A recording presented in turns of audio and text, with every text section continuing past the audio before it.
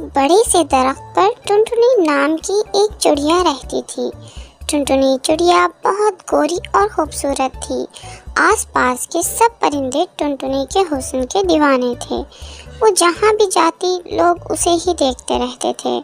टुनटुनी को लगने लगा था कि वो दुनिया की सबसे खूबसूरत और खुशनसीब चिड़िया है।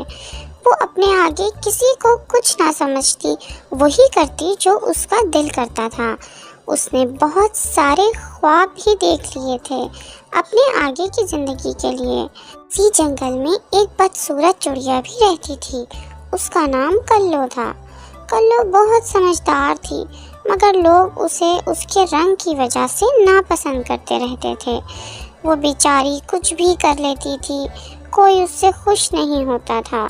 कल्लो को लगता था कि वो कभी कुछ नहीं कर पाएगी ज़िंदगी में, उसकी ज़िंदगी बर्बाद हो गई है। कल्लो टुनटुनी को देखकर उसे पूछती है, तुम टुनटुनी कहाँ जा रही हो? तुम कौन होती हो? कल्लो मुझसे पूछने वाली कि मैं कहाँ जा रही हूँ, बदसूरत कहीं की। टुनटुनी की बात सुन के कल्लो रोने लगती है। एक दिन जंगल में एक अमीर और हसीन कबूतर आता है। जंगल की सारी चिड़ियाँ उसे चुपके चुपके देखती हैं। कबूतर की नज़र सामने खड़ी दुखों की मारी कल्लो पर पड़ती है और उसे देखते ही कबूतर आशिक हो जाता है कल्लो का और उसके बाप से उसका रिश्ता मांग लेता है। और यूं 4 दिन में कल्लो की ज़िंदगी बदल जाती है। वो कबूतर के साथ बहुत खुश रहने लगती है। और जब ही उसे किसी से पता चलता है कि टुनटुनी की भी शादी पक्की हो गई है जंगल के धोबी के लड़के के साथ, जिसकी एक आँख खराब है, ये सुनकर कल्लो को बहुत दुख होता है और वो सोचती है कि ठीक कहा है किसी ने, गुरूर का सर हमेशा नीचा होता है। कभी किसी चीज़ पर गुरूर नहीं करना चाहिए और किसी को कमतर नहीं समझना चाहिए। हर इंसान की अपनी जगह और अहमियत होती है।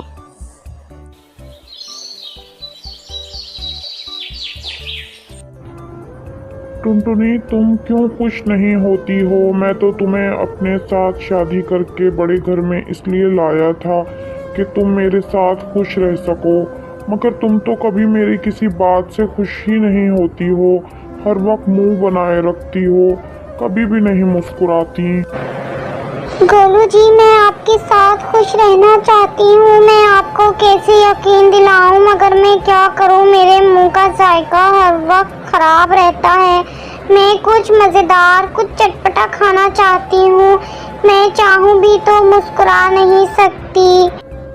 मैं तुमसे वादा करता हूँ टुनटुनी, मैं तुम्हारे लिए कुछ अच्छा लेकर आऊँगा, चटपटा, जिसे खाकर तुम्हारे मुंह का जायका बदल जाएगा और तुम मुझे मुस्कुरा कर देखोगी और हम दोनों फिर एक साथ खुशी खुशी रहेंगे। ये कहकर गोलू कबूतर वहाँ से चला जाता है टुनटुनी के लिए कुछ चटपटा लेने, ताकि टुनटुनी के मुंह का जायका कुछ अच्छा हो और वो दोनों खुशी खुशी ज़िंदगी गुजार सकें। थोड़ी दूर यहाँ वहाँ घूमने के बाद गोलू कबूतर को एक पानी पूरी का ठेला नज़र आता है, जहाँ और भी परिंदे पानी पूरी खा रहे हो। अरे वो पानी पूरी वाले भाई साहब, पानी पूरी कैसा दे हो? सब इतने शौक से खा रहे हैं। भाई सिर्फ 10 रुपए की प्लेट है, सब हमारा पानी पूरी तो नहीं शौक से खाते हैं।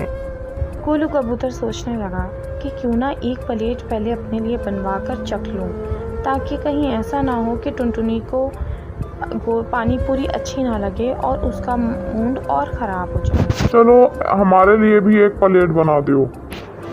पानी पूरी वाला गोलू कबूतर को भी एक प्लेट पानी पूरी बना देता है। गोलू कबूतर पानी पूरी इतने मज़े से खाता है कि उसे पता ही नहीं लगता कि कितना वक्त गुजर गया। भाई हमको एक पानी पूरी का पार्सल भी बना देना, हमको टुनटुनी के लिए लेकर जाना है। मगर भाई पानी पूरी तो कब की ख़त्म हो गई है। पानी पूरी वाले की ये बात सुनकर गोलू कबूतर परेशान हो जाता है। क्या हुआ भाई, इतना परेशान क्यों हो गए हो? ऐसी क्या बात है, मुझे बताओ। फिर गोलू कबूतर सारी बात पानी पूरी वाले को बता देता है। अच्छा ये बात है, तो तुम परेशान मत हो, मेरे पास घर पे पानी पूरी के कुछ पैकेट पड़े हैं, मैं तुम्हें उसमें से पानी पूरी दे दूंगा, तुम अपने घर ले जाकर टुनटुनी अपनी पत्नी को दे देना। ये लो भाई पानी पूरी का पैकेट, ये ले जाकर अपनी पत्नी को खिला देना, उसके मुंह के जायका बदल जाएगा। और अगर उसके बाद भी उसका मन किया करे तो उसे मेरे ठेले पर पानी पूरी खिलाने ले आया करो। आपका बहुत बहुत शुक्रिया भाई साहब। ये कहकर गोलू कबूतर अपने घर वापस आ जाता है। पानी पूरी देखकर टुनटुनी बहुत खुश होती है। जैसे ही टुनटुनी पानी पूरी खाती है तो उसके मुंह का जायका बदल जाता है। वाह वाह वाह, मज़ा आ गया गोलू जी, इतनी मज़ेदार पानी पूरी तो मैंने कभी ज़िंदगी में खाई ही नहीं है। मेरे मुंह का जायका इतना अच्छा ज़िंदगी में कभी नहीं था आज से पहले। मैं कितनी खुशनसीब हूँ गोलू जी, आप मुझे मिले। अरे नहीं नहीं टुनटुनी, आप मेरी बीवी हो और ये मेरा फ़र्ज़ था कि मैं आपका ख्याल करूं। और जब भी अब आपके मुंह का जायका ख़राब होगा तो हम पानी पूरी खाना उसी जगह चला करेंगे। मिट्ठू मियाँ, बबलू कबूतर और पिंकी चिड़िया आपस में गहरे दोस्त थे। वो तीनों मिलजुल कर रहते थे। पिंकी चिड़िया सबके लिए खाना पकाती, घर को साफ करती और संभालती। बबलू कबूतर घर के लिए अनाज, राशन पानी, सब्जी तरकारी बाज़ार से लाता और मिट्ठू मियाँ जंगल से कुछ लकड़ियाँ बाज़ार में जाकर बेच आते। इस तरह तीनों खूब मेहनत और मशक्क़त करते और खुशी खुशी रहते। इनकी ये गहरी दोस्ती और मेल मिलाप पड़ोस में रहने वाले चालाक कौवे को एक आंख न भाता था। चालाक कौवे ने एक दिन मौका पाकर मिट्ठू मियाँ का हाल चाल दरियाफ्त किया। हम लोग खूब मज़े से हैं और खुश हैं। हाँ भाई, तू ही है जो इतनी ज़्यादा मेहनत करता है, दिन भर जंगल में लकड़ियाँ इकट्ठी करता फिरता है और तेरे दोनों साथी घर बैठे आराम से मौज मस्ती करते रहते हैं। नहीं नहीं, वो दोनों भी खूब काम करते हैं। क्या खाक काम करते हैं? बबलू कबूतर ज़रा सा पानी भरकर लाता है, दौड़कर बाजार से थोड़ी सी सब्जी लाकर दिन भर घर में पड़ा लेटा रहता है। पिंकी चिड़िया सुबह और शाम रोटी पका लेती है और दिन भर बबलू कबूतर के साथ मिलकर गप्पे हाँकती रहती है। बस बेवकूफ़ तो तू है मिट्ठू मियाँ, जो दिन भर मारा मारा फिरता रहता है, जंगल से लकड़ियों का गट्ठा बनाकर बाजार ले जाता है और उसे बेचकर पैसे लाता है। तुझे तो पूरा दिन काम करना पड़ता है।